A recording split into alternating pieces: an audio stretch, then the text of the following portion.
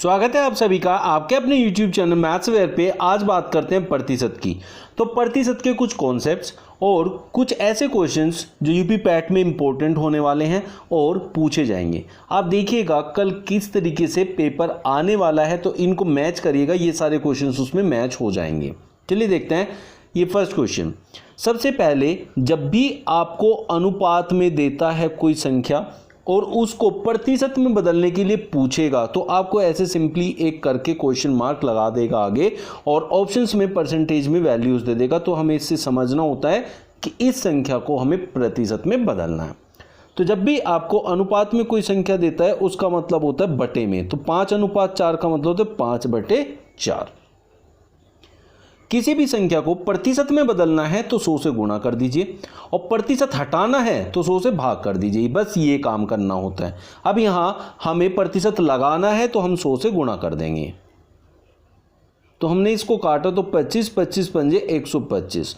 तो option A is correct answer. 125% आपका ये हो जाएगा। अब आप इसको ये भी समझ सकते हैं कि 4 का कितना गुना 5 होता है।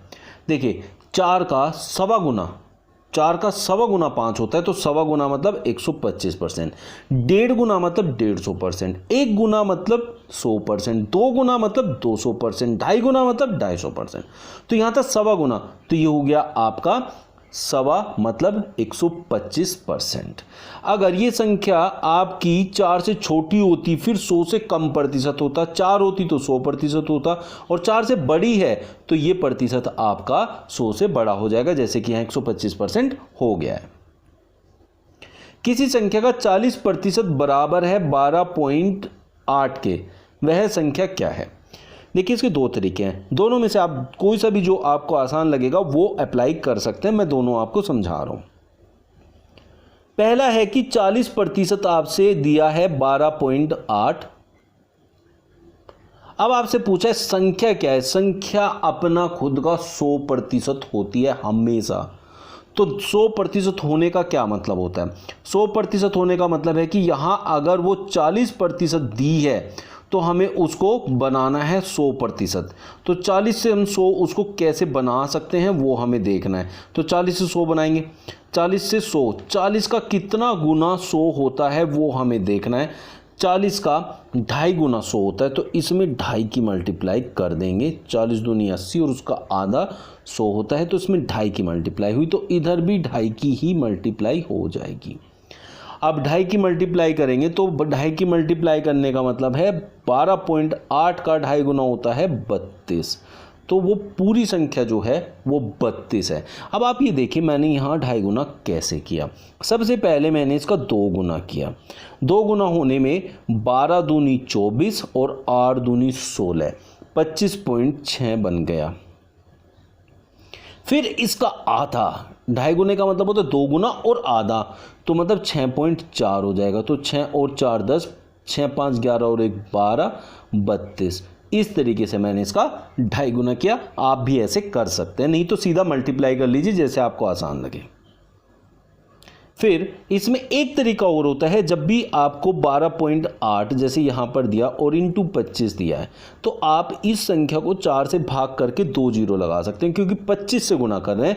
तो 4 तिये 12, 4 दूनी 8, 2 जीरो जो लगाएंगे वहाँ 1 दशमलव यहाँ था, 1 दशमलव यहाँ, इन दोनों से दोनों जीरो कट जाएंगे तो भी 32 आएगा। अब आप जैसे चाहें मल्टीप्लाई कर सकते हैं। 192 का 12.5%, 192 का 12.5% यहाँ पर दिया हुआ है। हमने यहाँ पर प्रतिशत जो है वो मार्क नहीं किया है, तो आप लोग कर सकते हैं।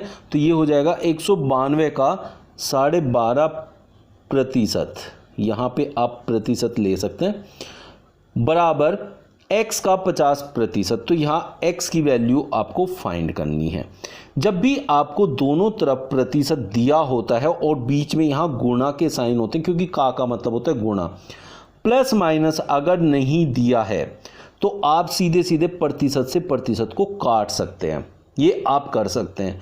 और 12.5 दूनी 25 होता है, तो इसका मतलब 4 गुना 50 होता है, तो ये आएगा 4। इस 4 से मैं इसको काट दूंगा तो 4 चौक 16, 4 अठे 32, तो इसका मान जो है वो आपका 48 हो जाएगा। इस तरीके से आप इसको निकाल सकते हैं। ये आपके सबसे आसान तरीके होते हैं ऐसी संख्याओं को फाइंड आउट करने के लिए।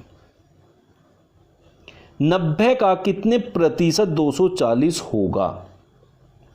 90 का, आपसे 90 का पूछ मतलब होता है गुणा।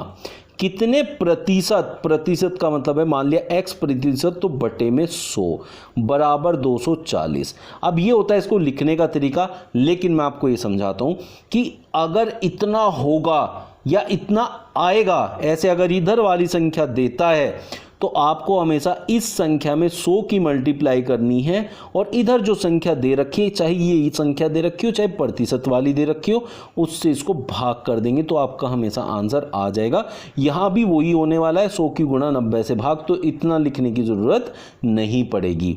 फिर हम इसको सोल्व करें तो ये हो जाएगा 3 तिया 9, 3 अठे 24, ये 800/3 हो जाएगा। अब दूसरी जो चीज़ है, अब इसको हम सोल्व करेंगे। सोल्व करने के बाद जब हम इसको सोल्व करते हैं तो आता है 266 2/3, इतना आपका आंसर आ जाएगा, इतने प्रतिशत हो जाएगा। लेकिन हम दूसरा तरीका भी इसमें लगा सकते हैं, वो क्या है कि 90 और 240। 90 का 1 गुना मतलब 90 होता है, 90 का 2 गुना 180 होता है, ये 180 से भी ज़्यादा है, तो 2 गुने का मतलब होता है 200%। और 90 तिये 270, तो ये 270 के कहीं जाके करीब है, 200 से 2 गुने से ज़्यादा है और 3 गुने से थोड़ा कम है। तो जब ऑप्शन दिए जाएंगे तो वहाँ 266 2/3 आप इजीली कैलकुलेट कर पाएंगे, देख पाएंगे कि हाँ ये 200 से और 300 के बीच में है, 300 की तरफ थोड़ा झुकता हुआ, तो यही आपका आंसर होगा। ऐसे भी आप कैलकुलेट कर सकते हैं ओरली, जो आप अपने अंदाजे से फाइंड आउट कर सकते हैं। आज की ये ट्रिक्स कैसी लगी कमेंट बॉक्स में जरूर बताइएगा, और जिन्होंने चैनल सब्सक्राइब नहीं किया प्लीज़ कर लीजिए ऐसी बढ़िया वीडियो पाने के लिए। मिलते हैं नेक्स्ट वीडियो में न्यू ट्रिक्स एंड क्वेश्चंस के साथ। Thank you.